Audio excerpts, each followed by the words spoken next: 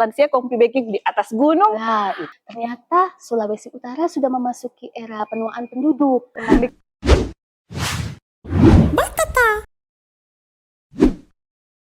Tabea Patuariwaya, baku dapa lagi dengan Gita di podcast Badan Pusat Statistik Provinsi Sulawesi Utara, Batata, bahas data dengan Gita. Yeay! Dan seperti biasa, kita nyandak mau cerita sendiri kita ada petemang, kong terang mau bahas tentang satu topik yang pasti menarik. Dia judul Supas. Apa itu Supas? Supas itu kalau misalnya orang mau makan sesuatu ini, mantra mau keluar dulu DP kulit. Itu kupas sayang, kupas. Oke, kita panggil kita pertama dulu Purnama Silalahi. Yeay, tambah rusuh tolong. Yeay, selamat datang Purnama. Apa kabar hari ini? Luar biasa. Anda cantik sekali. Oh, terima kasih. Ini biasa nih, ini kita pertama ini paling cantik sekali. Soalnya dia masih ada hubungan saudara dengan Luna Maya. Oh wow. Makanya dompet cantik beda-beda tipis. Oke, orang langsung juga mau bahas ini Supas. Pertanyaan pertama. Dengar-dengar kan BPS ini sementara mempersiapkan kegiatan Supas. Nah, ada Supas dan yang lalu kan kita dengar ada SP, sensus penduduk. Apa ini Supas dengan apa DP beda Supas dengan sensus penduduk? Oke. Supas itu kepanjangan dari survei penduduk antar sensus. Survei penduduk antar sensus. Iya. Berbeda dengan sensus penduduk yang mencakup seluruh penduduk. Nah, kalau Supas dia hanya mendata rumah tangga sampel yang terpilih saja. Oh, itu DP beda Kang. Jadi kalau SP menyeluruh, kalau Supas hanya sampel. Iya, hanya sampel. Oke. Tapi meskipun datanya hanya sampel ya, tapi dia tetap dapat mewakili kondisi keseluruhan penduduk dan datanya tetap dapat digunakan untuk perencanaan pembangunan. Oke. Nah, ini kegiatan Supas ini tujuan utama apa? Ya, tujuan Supas itu sebenarnya sama dengan sensus penduduk ya, tapi kali ini dia akan memperbarui mengenai jumlah penduduk dan karakteristiknya ya. Karakteristik itu bisa usia, jenis kelamin, gitu. Kemudian juga dia akan memperkirakan jumlah kematian ibu. Jumlah kematian? Ya, kematian ibu yang meninggal pada saat kehamilan atau pada saat persalinan. Kemudian dia juga ingin mengestimasi tentang atau menggambarkan tentang perubahan penduduk ya, lahir, mati, pindah gitu. Jadi kalau kita mengetahui data lahir, mati, pindah, paling tidak kita bisa membantu pemerintah dalam perencanaan pembangunan. Apakah mau bangun sekolah, rumah sakit. Oh, banyak sekali Kang DP data yang boleh mau dapat dari ini Supas ini. Iya, betul sekali. Ini Supas ini kan berarti bukan baru sekarang tuh ada baking, ada mulai dari kapan, seberapa kali, pasti serentak di seluruh Indonesia tuh. Oh iya, betul. Bagaimana? Ya, Supas dilaksanakan di seluruh Indonesia secara serentak, dia setiap 10 tahun sekali. 10 tahun sekali? Iya, dan sudah berlangsung 5 kali ya. So 5 kali? Iya, dimulai dari tahun 1976, kemudian ikuti 1985, 1995, 2005, 2015, dan sekarang tahun 2025 adalah yang ke-6. Yang ke-6 sekarang Kang, 2025, sementara persiapan. Iya, betul. Oke, nah ada enggak DP perbedaan antara Supas-Supas yang lewat yang lalu dengan ya untuk persiapan Supas tahun ini? Ada enggak DP perbedaan? Oh ada, jelas. Oh jelas? Iya, jelas ada. Kali ini Supas 2025 itu menggunakan teknologi digital ya, menggantikan kertas yang dulu kita biasa dengan kertas dan pensil. Oh iya, dulu kan masih catat-catat, pensil, betul. hapus-hapus. Sekarang kan sekarang menggunakan teknologi digital supaya pencatatannya lebih cepat dan akurat. Jadi nanti petugas lapangan bisa langsung mengisi kuesioner elektronik di dalam gadget mereka. Di dalam gadget, gitu. orang pakai dompet handphone kan. Betul, sehingga pemantauan di lapangan juga bisa langsung lebih cepat, lebih cepat sekali. dan lebih baik. Teknologi yang semakin membantu kan. Iya, benar sekali. Nah, kalau sekarang di tahun pelaksanaan Supas di 2025 ini, tepatnya kapan DP pelaksanaan sekarang? Ya, Untuk SUPAS tahun 2025 ini akan dilaksanakan selama 2 bulan, yaitu Mhm. bulan Juni dan bulan Juli. Oh ini sekarang dengan sampai Juli kan? Iya, betul Heeh. sekali. Nah, pertama-tama petugas itu akan mengidentifikasi Oh ya, keberadaan keluarga heeh. di wilayah yang menjadi wilayah tugasnya. Identifikasi dulu, oh iya. Iya, kemudian dia akan memperbarui informasi dari setiap anggota keluarga Mhm. gitu.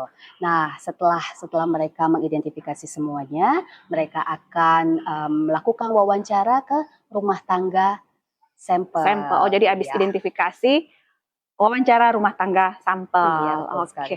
Kong tadi kan sempat, ada cumu-cumu tadi mau tanya-tanya tentang data individu, tentang kondisi rumah tangga, mungkin boleh lebih spesifik pertanyaan-pertanyaan seperti apa ini yang mau ditanyakan ke rumah tangga? Apakah berapa jumlah anak tangga di rumah Anda? Misalnya, apakah yang Iya, mau iya, bertanya? betul. Jadi di dalam SUPAS itu kita mengumpulkan data-data yang Mhm, banyak, data-data yang penting ya. Jadi mhm, mencakup data mhm, individu itu seperti nama, jenis mhm. kelamin, status kawin, Oh, kewarganegaraan kewarganegaraan, gitu. lengkap ya? Iya, Hmm. terus juga kita mengumpulkan data terkait ketenaga kerjaan, Mhm. juga ada tentang pendidikan dan Pendidikan, bahasa, bahasa, iya, iya. Terus kemudian data tentang kelahiran, mhm, kematian, ada eee kelahiran, kematian, ada ya, juga ya? dan juga ada tentang perpindahan penduduk, terus Mhm, tentang disabilitas, mhm, lansia, dan perumahan. perpindahan penduduk, oke, disabilitas. Maksudnya kalau disabilitas bagaimana itu? Ya, jadi misalkan ada gangguan atau keluhan kesehatan, Oh, iya iya iya, betul kondisi sekali. di Iya, anggota rumah tangga, Kang. gangguan secara fisik atau gangguan secara Mhm. mental. Kalau misalnya yang data kematian dan Iya, data kematian itu adalah kematian anggota, rumah anggota tangganya, rumah tangga iya, ya sejak Juli 2022. sejak Juli 2022. Dua, Ini iya. data kematian ini berarti mencakup, kematian di seluruh anggota keluarga gitu atau Iya, kematian di rumah tangga di rumah tangga tersebut, iya. tersebut, Kang, yang dicatat? Iya. Oke. Nah, setelah pendataan SUPAS, pasti ada kan tuh DP proses-proses pengolahan data sampai akhirnya menghasilkan data SUPAS. Nah, apa dan DP manfaat ini data SUPAS bagi perencanaan pembangunan negara, kebijakan publik, dan program pembangunan sosial khususnya di wilayah Sulawesi Utara? Ya, tentunya, SUPAS ini sangat bermanfaat ya untuk Mhm, membantu pemerintah di dalam merumuskan kebijakan supaya bisa mhm, lebih tepat tepat sasaran gitu sasaran, ya. iya Kak. Kita beri contoh misalkan berdasarkan hasil sensus penduduk Mhm. 2020, ternyata Sulawesi Utara sudah memasuki era penuaan penduduk. Wow, Ya, hal itu ini maksudnya iya, bagaimana era iya. penuaan penduduk? Banyak Jadi yang setua berarti di situ. iya, hal ini ditunjukkan dari, persentase lansianya Oh. terhadap total penduduk yang sudah mencapai lebih dari 10% kalau batasnya gitu. Jadi dia sudah mencapai 12% pada tahun 2020. Ini kalau mulai DP gambar apa ini kotek piramida atau Iya, apa Kang? heeh, Berarti dia piramida. gemuk di atas tuh, Iya, godek di atas. dia sudah mulai gemuk di Karena atas, iya. yang di atas itu lansia lebih banyak dari yang muda-muda. Ya, So sudah mulai mulai meningkat. waduh, Diperkirakan tahun 2025 ini dia mhm. sudah mencapai 14%. Aduh, kok itu Iya. bagaimana Kang? Ya, jadi dengan adanya SUPAS ini kita bisa memperbarui jumlah lansia, kita bisa Mhm, mengetahui gambaran kondisi kesehatan mereka, mhm. kepemilikan jaminan kesehatan. Jadi dengan informasi ini kita bisa membantu pemerintah nih merancang kebijakan apa nih yang pro Buat lansia. oh iya betul Apakah juga Kang. kita perlu membangun infrastruktur ya, Infrastruktur atau infrastruktur sarana yang kesehatan iya mungkin betul, untuk iya, lansia, tapi iya. mesti dipertimbangkan juga jangan kan tuh sarana kesehatan untuk lansia kompi baking di atas gunung, Nah, itu betul. bagaimana Iya. coba? Iya, infrastruktur itu misalkan, kita membangun trotoar yang, Ramah iya, untuk yang ramah lansia, untuk lansia, iya, Kang. yang permukaannya rata, tidak licin, tidak Mhm, berlubang, terus mhm. juga transportasi umum yang ramah lansia Oh iya betul, juga, sepeda ya. orang Datuk biar setua boleh mau ke mana-mana Iya, lancar jaya iya toh, betul, nyenak terus tinggal terus di rumah. betul, fasilitas Mmm, kesehatan yang minimal ada fasilitas khusus lansia, iya. mhm, Jadi kita harapkan misalkan dengan kita mengetahui, jumlah lansia dan kondisinya, itu kita bisa, mengharapkan semua lansia itu bisa memperoleh layanan sesuai layanan. kebutuhan mereka, Oh, gitu. betul sekali. Iya. Nah, ada enggak DP tantangan utama dalam hal, pelaksanaan SUPAS, dalam hal DP pengumpulan data mungkin tantangan di lapangan? Oh, oke, iya. Tantangan itu tentu saja ada ya. Oh, pasti Ini ada. iya betul. Ini dihadapi untuk semua survei Di ya seluruh kayaknya Indonesia iya kayaknya, bukan cuma se-Indonesia. Iya, bukan Supaska. hanya Supas, iya.